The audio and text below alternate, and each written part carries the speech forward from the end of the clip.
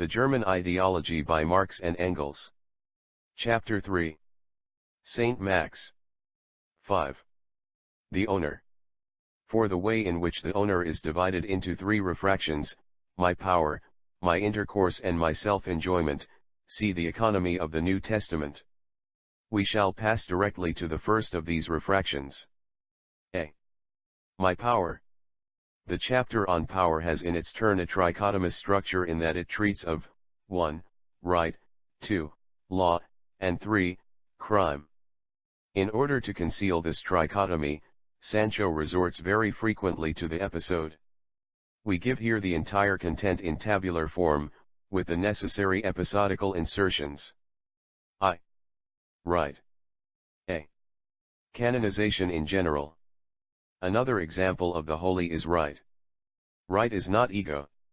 All existing right. Equal not my right. Equal alien right.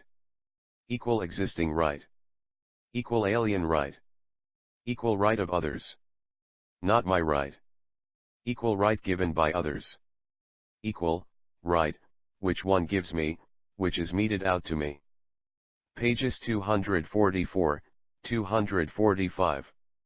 The Holy. Note number 1. The reader will wonder why the conclusion of equation number 4 suddenly appears in equation number 5 as the antecedent of the conclusion of equation number 3, so that in the place of right, all existing right suddenly appears as the antecedent. This is done to create the illusion that Saint Sancho is speaking of actual, existing right which, however, he by no means intends to do. He speaks of right only insofar as it is represented to be a holy predicate. Note number 2. After right has been determined as alien right, it can be given any names you like, such as Sultan's right, People's right, etc., depending on how Saint Sancho wishes to define the alien from whom he receives the right in question. This allows Sancho to go on to say that alien right is given by nature, God, popular choice, etc. p. 250, hence not by me. What is naive is only the method by which our saint through the use of synonymy tries to give some semblance of development to the above simple equations.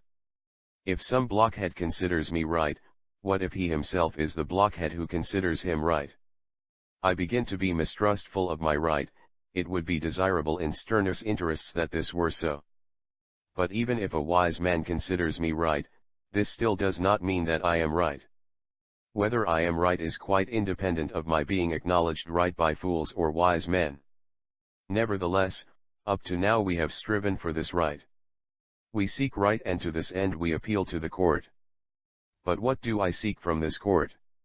I seek Sultan's right, not my right. I seek alien right. Before the High Court of Censorship I seek, therefore, the right of censorship, pages 244, 245. One has to admire the cunning use of synonymy in this masterly proposition. Recognition of right in the ordinary conversational sense is identified with recognition of right in the juridical sense. Even more worthy of admiration is the faith capable of moving mountains in the idea that one appeals to the court for the sake of the pleasure of vindicating one's right, a faith which explains that courts are due to litigiousness. Notable, finally, is also the craftiness with which Sancho, as in the case of equation number 5 above, smuggles in advance, the more concrete name, in this case Sultan's right, in order to be able more confidently later to bring in his universal category of alien right. Alien right. Equal not my right. My being right according to alien right. Equal not to be right. Equal to have no right. Equal to be rightless, p. 247. My right. Equal not your right. Equal your wrong. Your right. Equal my wrong. Note. You desire to be in the right against others, it should read, to be in your right. You cannot be this, in relation to them you will always remain in the wrong, for they would not be your opponents if they were not also in their right. They will always consider you wrong. If you remain on the basis of right, then you remain on the basis of litigiousness, pages 248, 253. Let us in the meantime consider the subject from yet another aspect. Having thus given adequate evidence of his knowledge of right, Saint Sancho can now restrict himself to defining right once again as the holy, in this connection repeating some of the epithets previously given to the holy with the addition of the word right. Is not tight a religious concept, i.e., something holy? p. 247. Who can ask about right if he does not have a religious standpoint? Ibid. Right in and for itself. Therefore without relation to me. Absolute right. Therefore separated from me. Something being in and for itself. An absolute. An eternal right, like an eternal truth the holy, p. 270. You recoil in horror before others because you imagine you see by their side the spectre of right, p. 253. You creep about in order to win the apparition over to your side, Ibid. Right is a whimsy, dispensed by an apparition, the synthesis of the two propositions given above, p. 276. Right is, a fixed idea, p. 270. Right is spirit. p. 244. Because right can be dispensed only by a spirit, p. 275. Saint Sancho now expounds again what he already expounded in the Old Testament, viz., what a fixed idea is, with the only difference that here right crops up everywhere as another example of the fixed idea. Right is originally my thought, or it has its origin in me.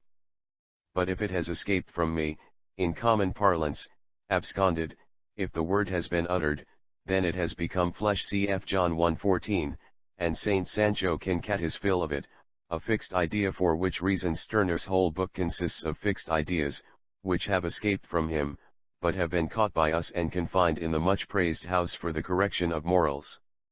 Now I can no longer get rid of the idea, after the idea has got rid of him. However I twist and turn, it confronts me. The pigtail, which hangs down behind him. Thus, people have been unable to regain control of the idea of right that they themselves have created. Their creature runs away with them. That is absolute right, which is absolved, o synonymy, and detached from me. Since we worship it as absolute, we cannot devour it again, and it deprives us of our creative power. The creation is more than the creator, it exists in and for itself. Do not allow right to run about freely any longer. We shall already in this sentence follow this advice and chain it up for the time being, p. 270. Having thus dragged right through all possible ordeals of sanctification by fire and water and canonized it, Saint Sancho has thereby destroyed it. With absolute right, right itself disappears, at the same time the domination of the concept of right, hierarchy, is wiped out. For one should not forget that concepts, ideas, and principles have up to now ruled over us, and that among these rulers the concept of right or the concept of justice has played one of the most important parts, p. 276.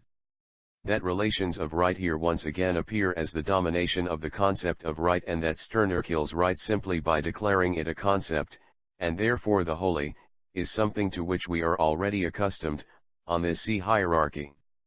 Right according to Stirner does not arise from the material relations of people and the resulting antagonism of people against one another, but from their struggle against their own concept, which they should get out of their heads. See logic.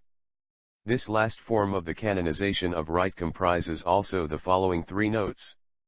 Note 1. So long as this alien right coincides with mine, I shall, of course, find the latter also in it, p. 2451. Saint Sancho might ponder a while over this proposition. Note 2. If once an egoistic interest crept in, then society was corrupted, as is shown, for example, by the Roman society with its highly developed civil law, p. 278. According to this, Roman society from the very outset must have been corrupted Roman society, since egoistic interest is manifested in the Ten Tables 92 even more sharply than in the highly developed civil law of the imperial epoch. In this unfortunate reminiscence from Hegel, therefore, civil law is considered a symptom of egoism, and not of the holy. Here, too, Saint Sancho might well reflect on the extent to which civil law privatrict is linked with private property privatiagendum, and to what extent civil law implies a multitude of other legal relations, cf. private property, state and right, about which Saint Max has nothing to say except that they are the holy. Note 3. Although right is derived from the concept, nevertheless it only comes into existence because it serves men's needs. So says Hegel, Rijksphilosophy par 209, edition, from whom our saint derived the hierarchy of concepts in the modern world. Hegel, therefore, explains the existence of right from the empirical needs of individuals, and rescues the concept only by means of a simple assertion. One can see how infinitely more materialistically Hegel proceeds than our corporeal ego, Saint Sancho. B. Appropriation by simple antithesis. A. The right of man. My right. B. Human right. Egoistic right. C. Alien right equal to be authorized by others. My right equal to be authorized by myself. D. Right is that which man considers right. Right is that which I consider right. This is egoistic right, i.e., I consider it right, therefore, it is right. Passin, the last sentence is on p. 25:1. Note 1. I am authorized by myself to commit murder if I do not forbid myself to do so, if I myself am not afraid of murder as a wrong, p. 249. This should read, I commit murder if I do not forbid myself to do so, if I am not afraid of murder. This whole proposition is a boastful expansion of the second equation in antithesis C, where the word authorized has lost its meaning. Note 2. I decide whether it is right within me, outside me, no right exists, p. 249. Are we what is in us? No, no more than we are what is outside us. Precisely because we are not the spirit which dwells in us, for that very reason we had to transfer it outside us, think of it as existing outside us, in the beyond, p. 43. Thus, according to his own statement on page 43, Saint Sancho has again to transfer the right in him to outside himself, and indeed into the beyond. But if at some stage he wants to appropriate things for himself in this fashion, then he can transfer into himself morality, religion, everything holy, and decide whether in him it is the moral, the religious, the holy. Outside him there exists no morality, religion, holiness, in order thereupon to transfer them, according to page 43, again outside himself, into the beyond. Thereby the restoration of all things Mark 9:12 according to the Christian model is brought about. Note 3. Outside me no right exists. If I consider it right, then it is right. It is possible that it is still not on that account right for others, p. 249. This should read, if I consider it right then it is right for me, but it is still not right for others. We have by now had sufficient examples of the sort of synonymical flea jump Saint Sancho makes with the word right. The right and right, legal right, moral right, what he considers right, etc. all are used higgledy-piggledy, as it suits him. Let Saint Max attempt to translate his propositions about right into another language, his nonsense would then become fully apparent. Since this synonymy was dealt with exhaustively in the Logic of the New Wisdom, we need here only refer to that section. The proposition mentioned above is also presented in the following three transformations. A. Whether I am right or not, of that there can be no other judge than I myself. Others can judge and decide only whether they agree with my right and whether it exists as right also for them, p. 246. B. It is true that society wants each person to attain his right, but only light sanctioned by society, social right, and not actually his right. It should read, what is his right is a quite meaningless word here. And then he continues boastfully. 1. However, give myself, or take for myself, right on my own authority. Owner and creator of my right, creator only insofar as he first declares right to be his thought and then asserts that he has taken this thought back into himself.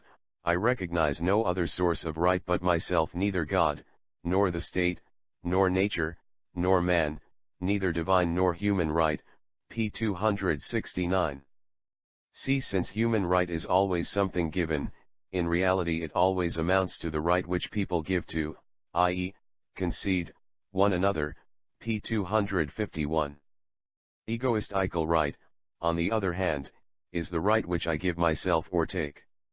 However, let us say in conclusion, it can be seen that in Sancho's millennium egoistical right, about which people came to terms with each other, is not so very different from that which people give to or concede one another.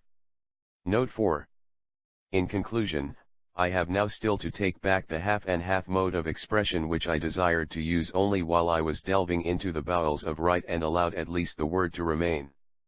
In point of fact, however, together with the concept the word loses its meaning. What I called my right, is no longer right at all, p. 275. Everyone will see at a glance why Saint Sancho allowed the word right to remain in the above antitheses. For as he does not speak at all about the content of right, let alone criticize it, he can only by retaining the word right make it appear that he is speaking about right. If the word right is left out of the antithesis, all that it contains is my and the other grammatical forms of the first person pronoun. The content was always introduced only by means of examples which, however, as we have seen, were nothing but tautologies, such as, if I commit murder, then I commit murder, etc., and in which the words right, authorized, etc., were introduced only to conceal the simple tautology and give it some sort of connection with the antitheses. The synonymy, too, was intended to create the appearance of dealing with some sort of content. Incidentally, one can see at once what a rich source of bragging this empty chatter about right provides. Thus, all the delving into the bowels of right amounted to this, that Saint Sancho made use of a half and half mode of expression and allowed at least the word to remain, because he was unable to say anything about the subject itself. If the antithesis is to have any meaning, that is to say, if Stirner simply wanted to demonstrate in it his repugnance to right, then one must say rather that it was not he who delved into the bowels of right, but that right delved into his bowels and that he merely recorded the fact that right is not to his liking. Keep this right uncurtailed, Jacques Le Bonhomme. To introduce some sort of content into this void, Saint Sancho has to undertake yet another logical maneuver, which with great virtuosity he thoroughly shuffles together with canonization and the simple antithesis, and so completely masks with numerous episodes that the German public and German philosophers, at any rate, were unable to see through it. See appropriation by compound antithesis. Stirner now has to introduce an empirical definition of right, which he can ascribe to the individual, i.e., he has to recognize something else in right besides holiness.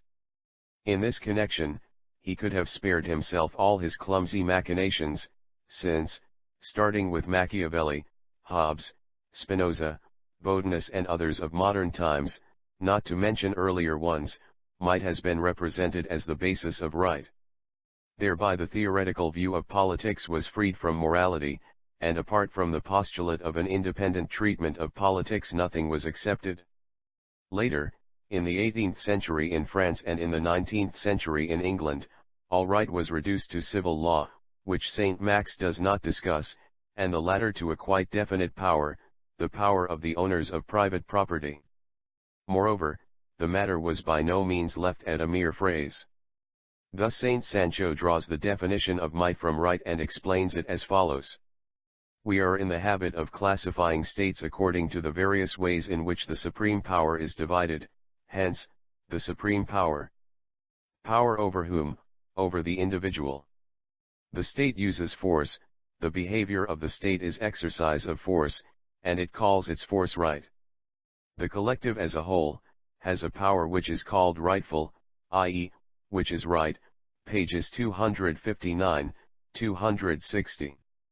Through our habit, our saint arrives at his longed-for power and can now look after in German upon Pflegen, which can mean to be accustomed to and to look after himself. Right, the might of man might, my right. Intermediate equations. To be authorized equal to be empowered. To authorize oneself equal to empower oneself. Antithesis. To be authorized by man, to be empowered by me.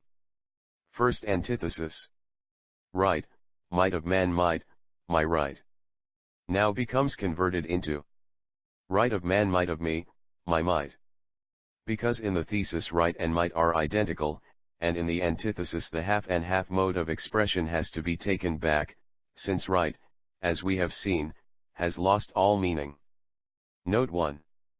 Examples of bombastic and boastful paraphrases of the above antitheses and equations. What you have the power to be, you have the right to be. I derive all right and all authority from myself, I am authorized to do everything which I have the power to do. I do not demand any right, and therefore I need recognize none. What I can obtain for myself by force, I obtain for myself, and what I cannot obtain by force, to that I have no right either, etc. It is a matter of indifference to me whether I am authorized or not. If only I have the power, then I am already empowered as a matter of course and do not need any other power or authority. Pages 248, 275. Note 2. Examples of the way in which Saint Sancho expounds might as the real basis of right.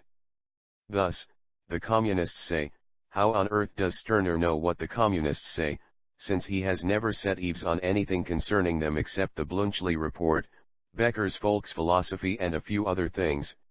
Equal work gives people the right to equal enjoyment. No, equal work does not give you this right, only equal enjoyment gives you the right to equal enjoyment. Enjoy, and you are entitled to enjoyment. If you take enjoyment, then it is your right. If, on the other hand, you only yearn for it, without seizing it, it will remain as before the established right of those who have the privilege of enjoyment. It is their right, just as it would become your right, by your seizing it. p. 250. Compare what is here put into the mouth of the communists with what was previously said about communism. Saint Sancho again presents the proletarians here as a closed society, which has only to take the decision of seizing in order the next day to put a summary end to the entire hitherto existing world order. But in reality the proletarians arrive at this unity only through a long process of development in which the appeal to their right also plays a part. Incidentally, this appeal to their right is only a means of making them take shape as a revolutionary, united mass. As for the above proposition itself, from start to finish it is a brilliant example of tautology, as is at once clear if one omits both might and right, which can be done without any harm to the content. Secondly, Saint Sancho himself distinguishes between personal and material property, Vermogen thereby making a distinction between enjoying and the power to enjoy. I may have great personal power, capacity, of enjoyment without necessarily having the corresponding material power, money, etc. Thus my actual enjoyment still remains hypothetical. That the child of royalty sets himself above other children, continues our schoolmaster, using examples suitable for a child's book, is already his act, one which ensures his superiority, and that other children recognize and approve this act is their act, which makes them deserving of being subjects. p. 250. In this example, the social relation in which the royal child stands to other children is regarded as the power and indeed as the personal power of the royal child, and as the impotence of other children.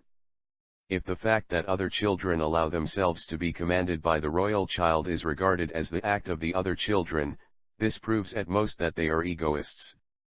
Peculiarity is at work in the little egoists and induces them to exploit the royal child, to extract an advantage from him.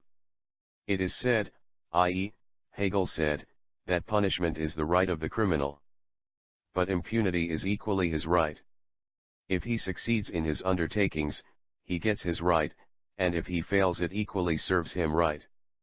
If someone with reckless courage puts himself in danger and is killed, we say, it serves him right, he asked for it. But if he overcomes the danger, i.e., if his power is victorious, it appears he is also right.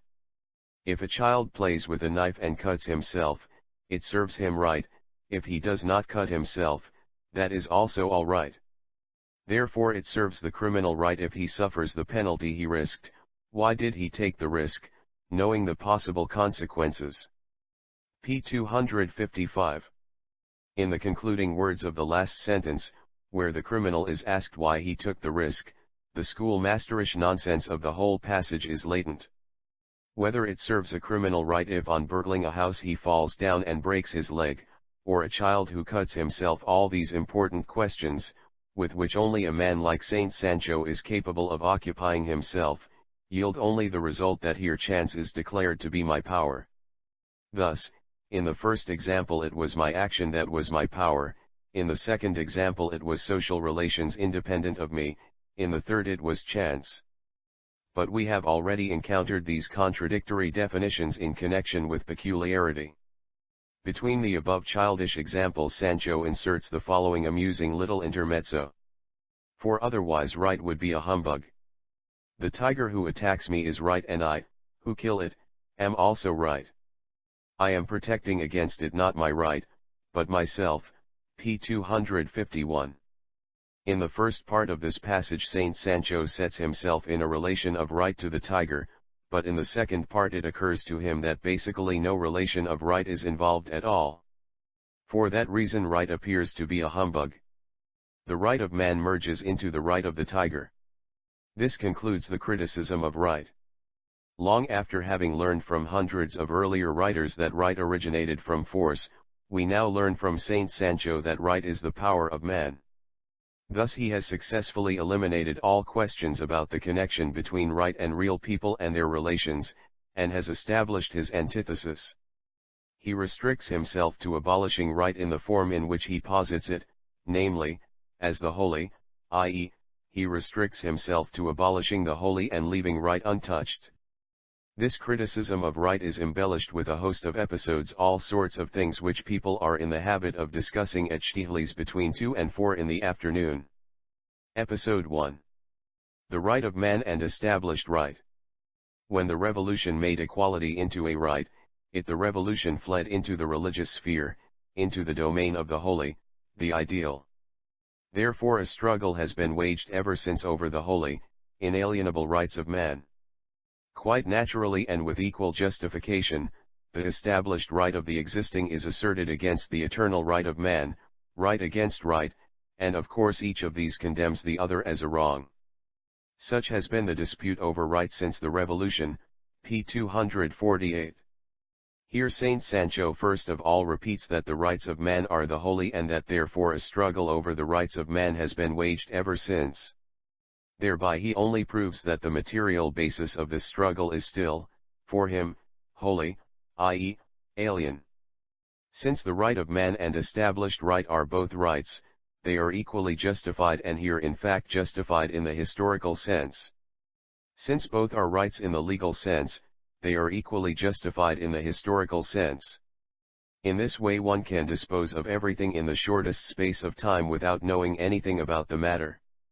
Thus, for example, it can be said of the struggle over the Corn Laws in England, quite naturally and with equal justification rent, which is also profit, gain, is asserted against the profit, gain, of the manufacturers, gain against gain, and of course each of these decries the other.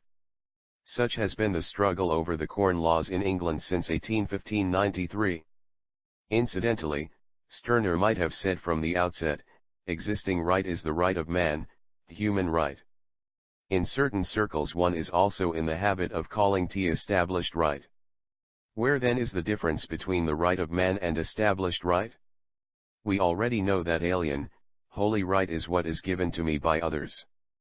But since the rights of man are also called natural, innate rights, and since for Saint Sancho the name is the thing itself, it follows that they are rights which are mine by nature, i.e., by birth. But established rights amount to the same thing, namely to nature, which gives me a right, that is to birth and, furthermore, to inheritance, and so on. I am born as a man is equivalent to saying, I am born as a king's son. This is on pages 249, 50, where Babeuf is reproached for not having had this dialectical talent for dissolving differences. Since under all circumstances, the ego is also man, as Saint Sancho later concedes, and therefore has the benefit also of what it has as man, just as the ego, for instance, as a Berliner has the benefit of the Berlin Tiergarten, so also the ego has the benefit of the right of man under all circumstances. But since he is by no means born a king's son under all circumstances, he by no means has the benefit of established right under all circumstances. In the sphere of right, therefore, there is an essential difference between the right of man and established right. If it had not been necessary for Saint Sancho to conceal his logic, it should have been said here, after I have, in my opinion, dissolved the concept of right, in the way in which I am generally in the habit of dissolving concepts, the struggle over these two special rights becomes a struggle within a concept which, in my opinion, has been dissolved by me, and therefore does not need to be touched upon any further by me. For greater thoroughness, Saint Sancho could have added the following new turn of expression: the right of man too is acquired, hence well acquired, and well acquired, i.e., established right is the human right possessed by men, the right of man.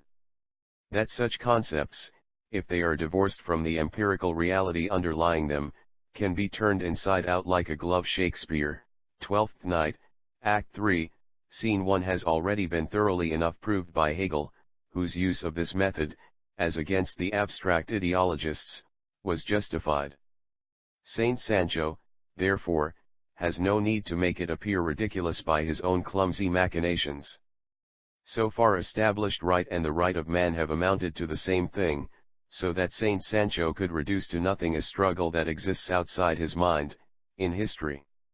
Now our saint proves that he is as keen-witted in drawing distinctions as he is all-powerful in heaping everything together, in order to be able to bring about a new terrible struggle in the creative nothing of his head. I am also ready to admit, magnanimous Sancho, that everyone is born as a human being, hence, according to the above-mentioned reproach against Babeuf, also as a king's son, hence, the newly born are in this respect equal to one another, only because as yet they reveal themselves and act as nothing but mere children of men, naked little human beings. On the other hand, adults are the children of their own creation.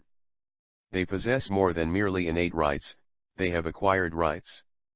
Does Stirner believe that the infant emerged from the mother's womb without any act of his own, an act by which he acquired the right to be outside the mother's womb, and does not every child from the very beginning reveal himself and act as a unique child? What a contradiction, what a battlefield! The old battle of innate rights and established rights. p. 252. What a battle of bearded men against babes! Incidentally, Sancho speaks against the rights of man only because in recent times it has again become customary to speak against them. In fact, he has acquired these innate rights of man.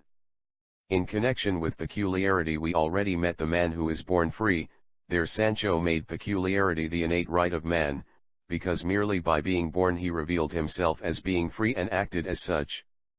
Furthermore, every ego is already from birth a criminal against the state, whereby a crime against the state becomes an innate right of man, and the child already commits a crime against something that does not yet exist for him, but for which he exists. Finally, Stirner speaks further on about innately limited intellects, born poets, born musicians, etc. Since here the power, musical, poetic respective limited ability, is innate, and right equal power, one sees how Stirner claims for the ego the innate rights of man, although this time equality does not figure among these rights. Episode 2. Privileges and Equal Rights. Our Sancho first of all transforms the struggle over privilege and equal right into a struggle over the mere concepts privileged and equal. In this way he saves himself the trouble of having to know anything about the medieval mode of production, the political expression of which was privilege, and the modern mode of production, of which right as such, equal right, is the expression, or about the relation of these two modes of production to the legal relations which correspond to them. He can even reduce the two above-mentioned concepts to the still simpler expression, equal and unequal, and prove that one and the same thing, for example, other people, a dog, etc., may, according to circumstances, be a matter of indifference, i.e., of equanimity, equality, or it may not be a matter of indifference, i.e., it may be different, unequal, preferred, etc., etc. Let the brother of low degree rejoice in that he is exalted. St. Jacques Le Bonhomme, James 1, 9.